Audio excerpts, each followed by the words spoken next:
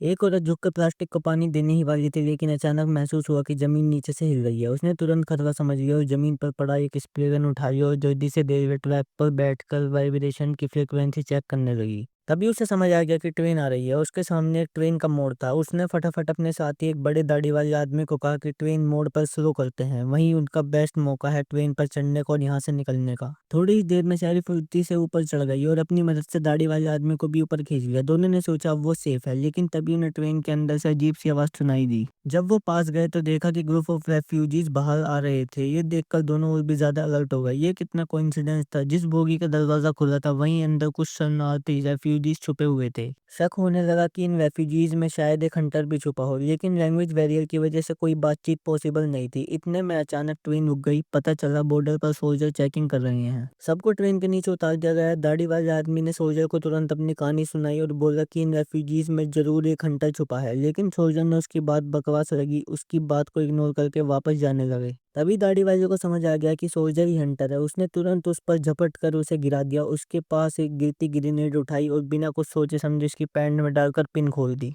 इसके बाद सबको रेफ्यूजी कैंप भेज दिया गया। शहरी से इंटेरोगेशन हो रहा था, तभी एक और बंदा पकड़कर अंदर लाया गया। उन 11 लोगों में से एक टैंक था। जब दोनों ट्रायल का वेट कर रहे थे तभी एम्बेसी के लोग गए और उनका काम क्लियर करके दोनों को वहां से ले गए। कार में बैठते ही वो दोनों नॉन स्टॉप बोलने लगे। फिर उनसे पूछा कि तुम दोनों इस हंटिंग गेम में कैसे फंसे। तभी टैंक गुस्से में शहरी पर चिल्लाने लगा कि तुमने उन लोगों को क्यों मारा जो हमें बचाने आए थे। शहरी चुपचाप रही, कुछ जवाब नहीं दिया, बस कार का ट्रंक खोला। अंदर दाढ़ी वाले की लाश थी। असल में वो जब से कार में बैठे थे उन्होंने कभी नहीं बोला था कि हंटिंग गेम में शामिल है, लेकिन फिर भी वो आदमी कैसे जानता था। इसी वजह से शहरी को कंफर्म हो गया था कि वो भी एक हंटर में से एक है। शहरी को एक मैप मिला जिसमें एक बेस का जिक्र था, जहाँ एक मास्टर कंट्रोलर सब कुछ कंट्रोल कर रहा था। टैंक ने कैलकुलेट कर बोला कि 11 में से सिर्फ हम दोनों बचे हैं, बाकी सब मर चुके हैं। रात को हंटर्स मीटिंग कर रहे थे कि लास्ट 2 सर्वाइवर्स को कैसे ढूंढा जाए, लेकिन शहरी और टैंक ने ऑलरेडी पहले अटैक करने का प्लान बना लिया था। हंटर्स ने नोटिस किया कि उनके साथ एक साथी जो बाहर गया था वो अभी तक वापस नहीं आया। उन्हें शक हुआ और सबने वेपन्स रेडी कर लिए, लेकिन हुआ कुछ और। घबराहट में उन्होंने एक पेट पिग पर ही गोली चलानी शुरू कर दी। जब तक पिग को गोलियों से छल्ली नहीं कर दिया तब तक वो नहीं रुके। पेट के मरने पर एक औरत चिल्लाई और रोई